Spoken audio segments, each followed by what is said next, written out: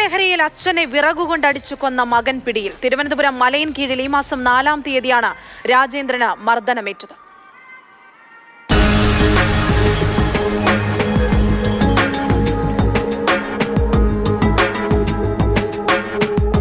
മദ്യപിച്ചെത്തിയ മകന്റെ അടിയേറ്റ് അച്ഛൻ ചികിത്സയിലിരിക്കെ മരിച്ചു. വിളവൂർക്കൽ പൊറ്റയിൽ പൂവണം വീട്ടിൽ രാജേന്ദ്രനാണ് മരിച്ചത്. ഇദ്ദേഹത്തിന്റെ മൂത്ത മകൻ രാജേഷിനെ മലയൻകീഴ് പോലീസ് കസ്റ്റഡിയിലെടുത്തു. ഇരുവരും കെട്ടിട നിർമ്മാണ തൊഴിലാളികളാണ്.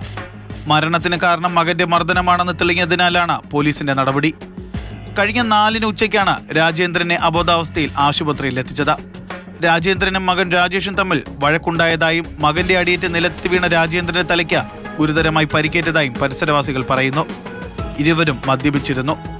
അബോധാവസ്ഥയിലായ രാജേന്ദ്രനെ രാജേഷും മറ്റു ബന്ധുക്കളും ചേർന്ന് ആശുപത്രിയിൽ എത്തിച്ചു. മറിഞ്ഞു വീണ് പരിക്ക് പറ്റിയതാണെന്നാണ് ആശുപത്രിയിൽ പറഞ്ഞത്.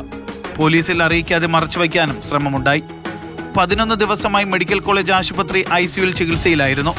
ചൊവ്വാഴ്ച ഉച്ചയ്ക്കായിരുന്നു മരണം. മരിച്ച രാജേന്ദ്രന്റെ മരണവിവരം മനസ്സിലാക്കിയ രാജേഷ് വിളവൂർക്കൽ ഭാഗത്ത് ഒളിവിൽ കഴിയുകയായിരുന്നു. ഇതിന് പിന്നാലെയാണ് അറസ്റ്റുണ്ടായത്. കാട്ടാക്കട കോടതിയിൽ ഹാജരാക്കിയ പ്രതിയെ റിമാൻഡ് ചെയ്തു.